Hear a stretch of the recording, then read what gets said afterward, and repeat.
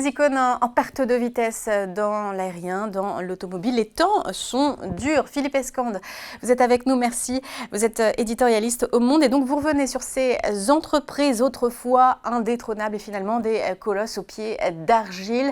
À quel point la menace est sérieuse sur ces entreprises, si on prend le cas de Volkswagen dans l'automobile allemande? Alors, la menace pour Volkswagen, elle est quasi existentielle, hein, puisque finalement, elle est dans un environnement qui est à peu près l'inverse de ce qu'elle a connu durant les 20 dernières années, hein.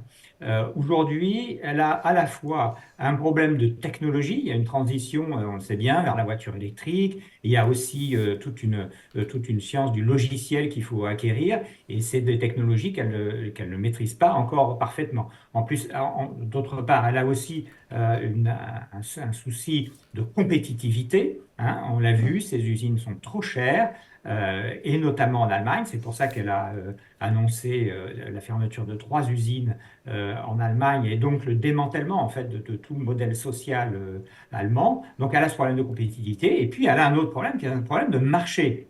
Ça fait beaucoup. Et le problème de marché, lui, il est à plusieurs titres, parce que Volkswagen a bâti sa récente fortune sur son expansion en Chine. C'était le premier constructeur du pays. Et puis, aujourd'hui, elle est en baisse très forte sur la Chine. Et d'un autre côté, les constructeurs chinois, les mêmes, ils viennent en Europe et ils mangent des parts de marché. Et enfin, cerise sur le gâteau, le marché européen lui-même est en mauvaise posture. Il a beaucoup baissé cette année du fait de la fin des aides à la voiture électrique, d'un attentisme des consommateurs.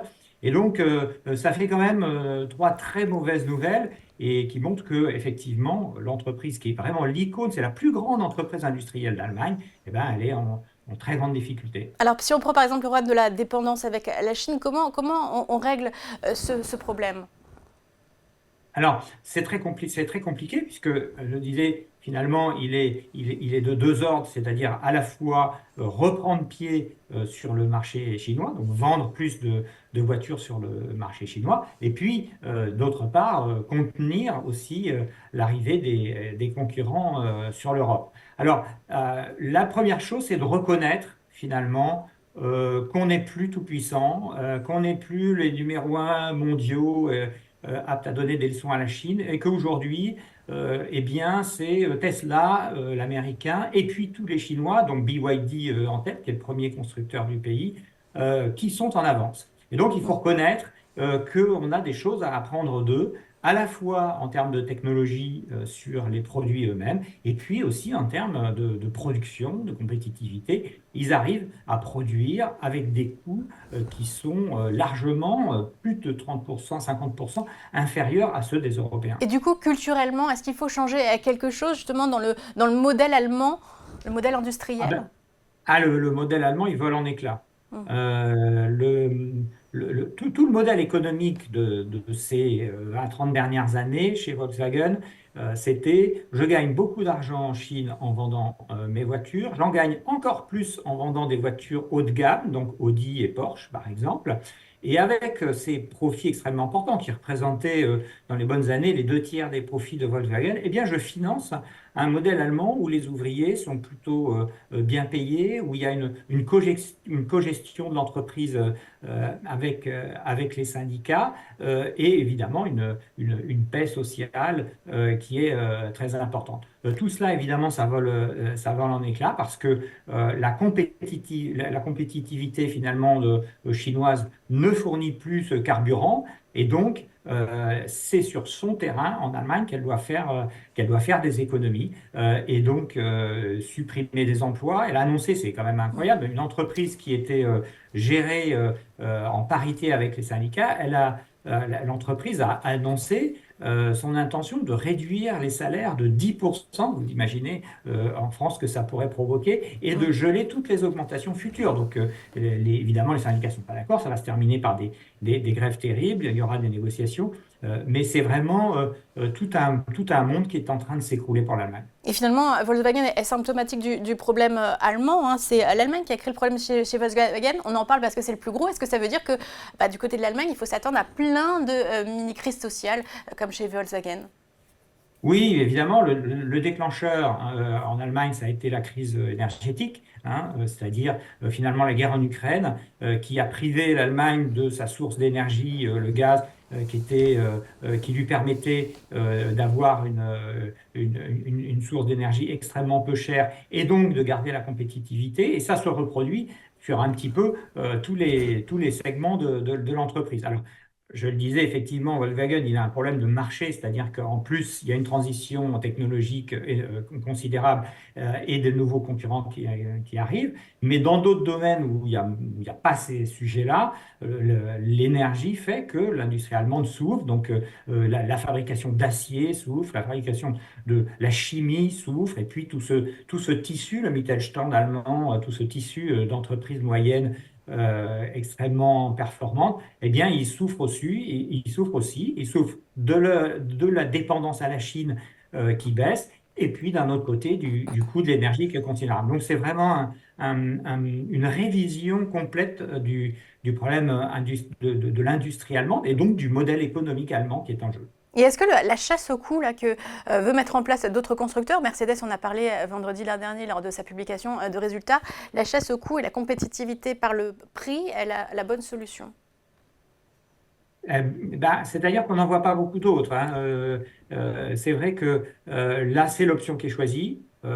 Impérativement, la chasse au coût, on baisse les salaires, on gèle, etc.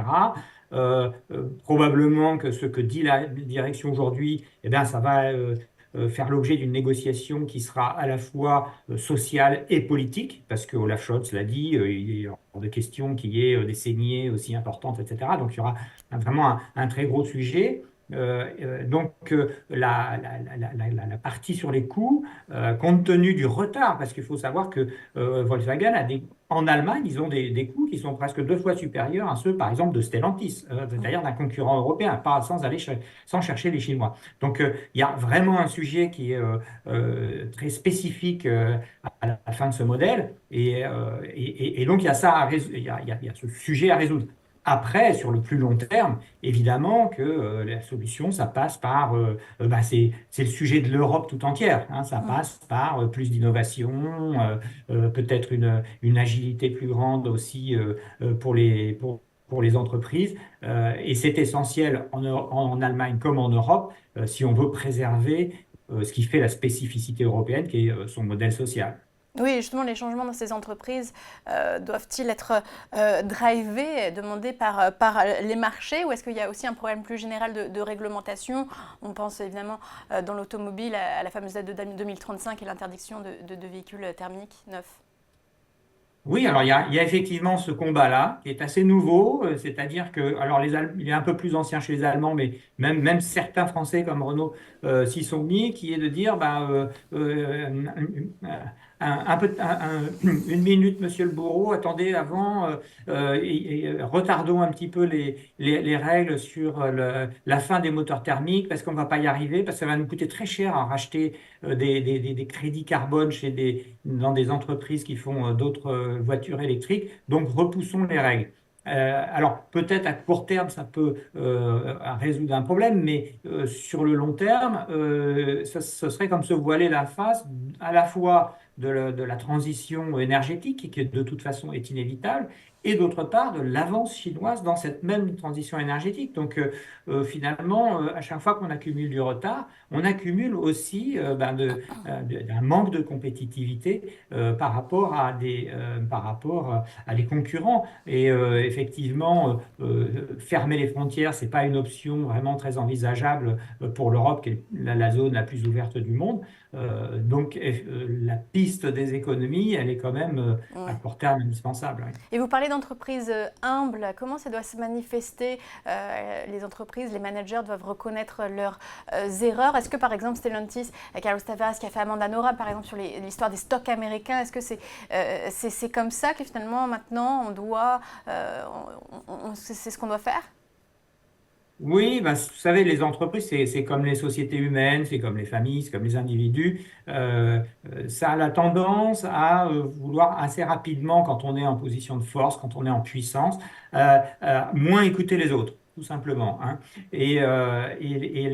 Quand on regarde, il y a beaucoup de gens qui sont penchés dessus, la raison de l'effondrement des entreprises géantes, mais ça, c'est vrai aussi des civilisations, une des raisons principales, c'est le fait qu'on n'écoute plus les signaux extérieurs. C'est-à-dire quand le monde change, eh bien, on ne voit pas changer ou alors on le voit changer trop tard. Et c'est exactement ce qui s'est passé sur Volkswagen, c'est ce qui s'est passé sur Boeing, vous en parliez tout à l'heure.